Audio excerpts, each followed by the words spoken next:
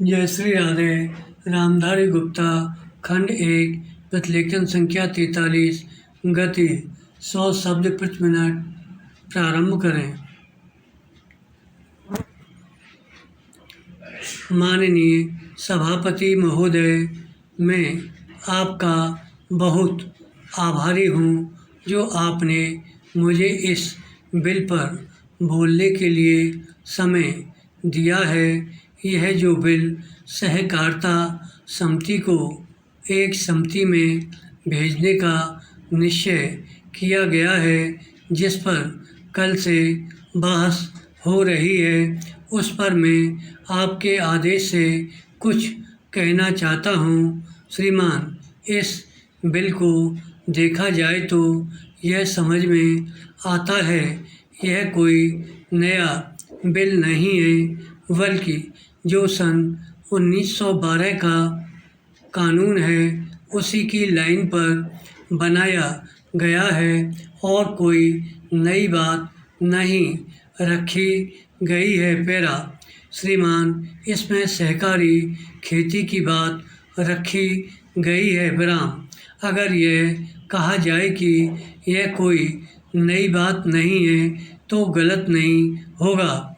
जहाँ तक सहकारी खेती का संबंध है तो उसकी तरफ जनता और विशेषकर किसानों का बिल्कुल कोई झुकाव नहीं है और उनका झुकाव न होने के कारण उन्होंने उसे उस सीमा तक नहीं अपनाया जितनी सरकार को आशा थी। विराम, श्रीमान, आपको मालूम है कि नागपुर कांग्रेस में यह प्रस्ताव पास हुआ है कि सहकारी खेती कराई जाए। पूरे देश में इस समय इसका जोर चल रहा है और इसको लाने के लिए न मालूम इसके कितने रूप रखे गए हैं। यह कहा गया है कि इसके अंदर कोई जोर नहीं है। विराम, अभी एक माननीय सदस्य कह रहे थे कि राजनीतिक पार्टी के लोग यहाँ पर सहकारिता के संबंध में कुछ कहते हैं और बाहर किसानों से कुछ और ही कहते हैं। विराम, वे किसी से यह भी कहते हैं कि तुम्हारी ज़मीन छिन जाएगी।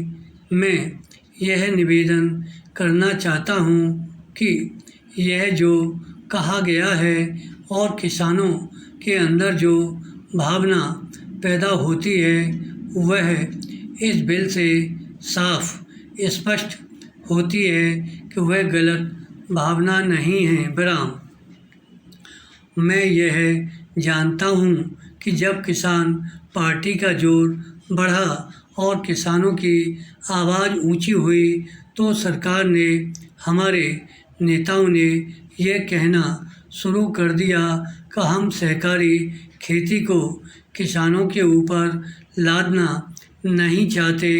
विराम, बल्कि यह तो किसानों की इच्छा पर है, लेकिन इसके साथ ही साथ एक बात मैं पहले भी निवेदन कर चुका हूँ और फिर भी निवेदन करना चाहता हूँ कि नेताओं का अपना विचार होना चाहिए। विराम, किसी सभा में जब यह कहा गया कि यह जो सहकारी खेती शुरू की गई है यह तो अंत में सामूहिक खेती की तरफ ले जाएगी। विराम, धन्यवाद।